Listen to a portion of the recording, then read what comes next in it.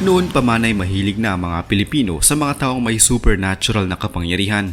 Nakakahiligan din ng mga Pinoy ang paggamit ng umano'y anting-anting, mga talisman at agimat na namana pa natin sa kultura ng ating mga ninuno. Marami ang naniniwala na ang mga ito ay may taglay nga ang kapangyarihan na maaaring magamit ng isang normal na tao. Dito sa Pilipinas, isa na marahil sa pinakabantog pagdating sa paggamit ng mga anting-anting at agimat ay si Nardong Putik. Kaya umano niyang makasalag ng mga matatalim na armas, hindi tinatabla ng bala at higit sa lahat ay makapagtago. Pero totoo nga ba ang lahat ng ito? May hawak nga bang agimat si Nardong Putik? At ang pinakamalaking katanungan ngayon ay totoo nga ba si Nardong Putik? Sa probinsya ng Cavite, isa na marahil sa pinakakilalang personalidad ay si Nardong Putik. Kinikilala din siya sa kasaysayan ng naturang probinsya bilang public enemy number 1.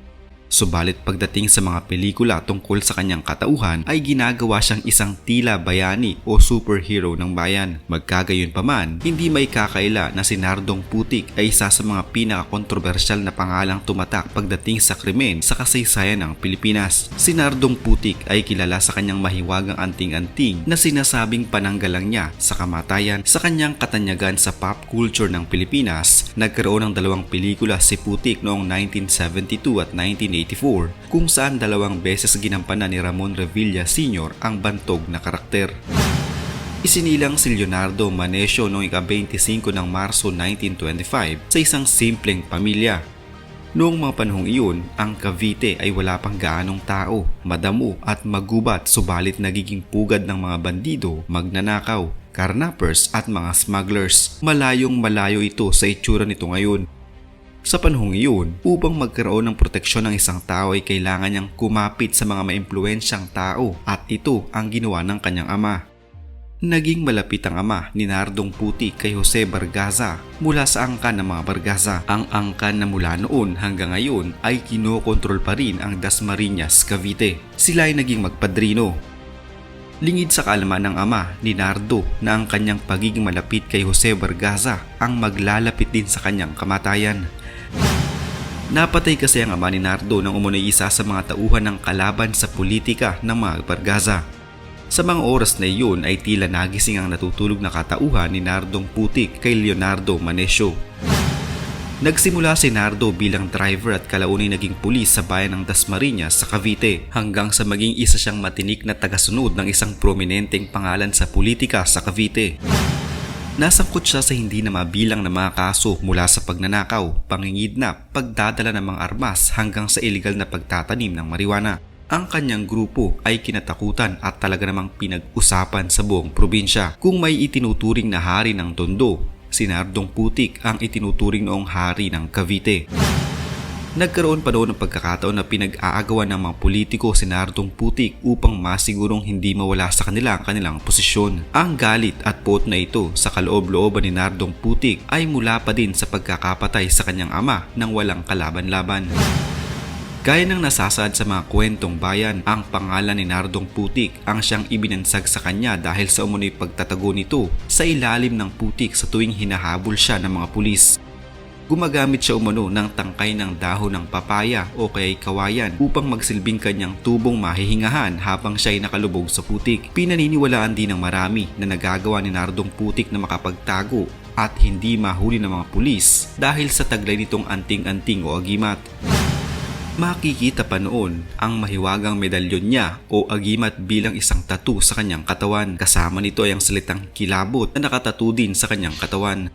Taong 1952, dahil sa labis na kapangahasan ni Nardong Putik, siya din ang nanguna sa tinaguriang Maragondon Massacre kung saan ikinamatay ito ng maraming tao, kabilang na ang isang mayor, police chief at iba pang mga opisyal. Silang lahat ay pinatay sa pamamagitan ng kutsilyo.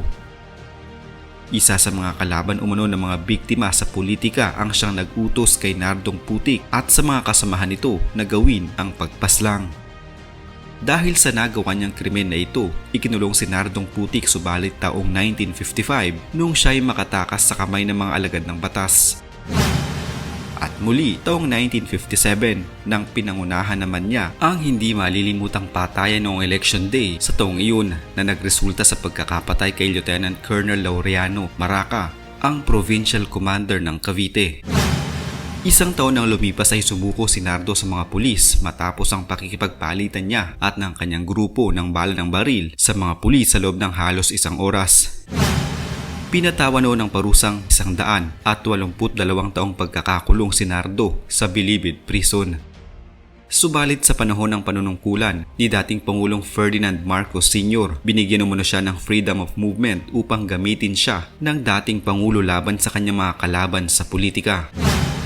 Taong 1969, sa pinakahuling pagkakataon ay muli na namang nakatakas sa bilangguan si Nardong Putik. Subalit sa pagkakataong iyon ay nilagyan na ng presyo ang kanyang ulo ng 20,000 piso ng nooy bagong halal pa lamang na gobernador ng Cavite na si Juanito Johnny Remulla, ang ama ni Governor John V. Remulla.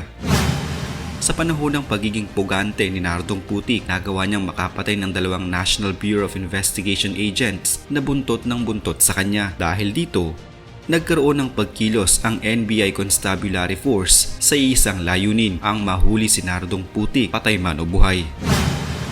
Noong taong 1971, natagpuan ng mga pulis ang umunoy hideout ni Nardong Putik at muling napasa kamay ng batas ang pugante. Ito ay dahil lamang sa isang checkpoint sa Imus sa Cavite pa rin. Tumangging huminto ang sasakyan ni Nardong Putik at patuloy na pinaandar. Nas 20 mga pulis ang bumuntot sa kanya at pinaulanan siya ng bala. Sa kasamang palad, tila hindi gumana ang umunoy anting-anting ni Putik at tinablan siya ng bala na kanyang ikinamatay.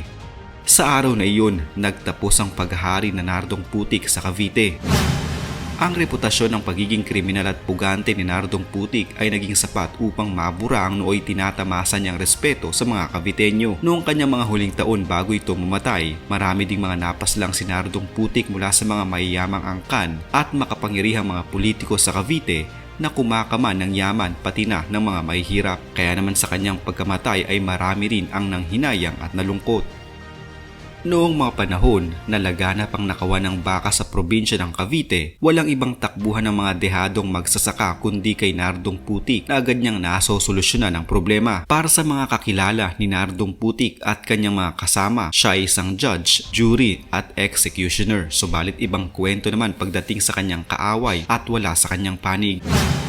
Bagaman mahirap patunayan, lumitaw ang balita ng maloon na hindi talagang tinambangan si Putik dahil sa teoryang di siya tinatablan sa katawan at sa ulo lamang. Isang malapit na kaibigan ni Putik ang kinasabwat ng isang makapangyarihang politiko kapalitang kung ano-anong konsesyon para patayin si Putik. Nilasing nito di umano ng husto si Putik sa loob ng Josephine Resort sa Kawit, Cavite, tsaka pinagpapalo sa ulo. Isinakay sa kotse nitong Impala, tsaka pinaulanan ng bala ng mga otoridad. Hindi pa man natatapos ang buwan na iyon, pinatay din ng inupahan di umanong pumatay kay Putik.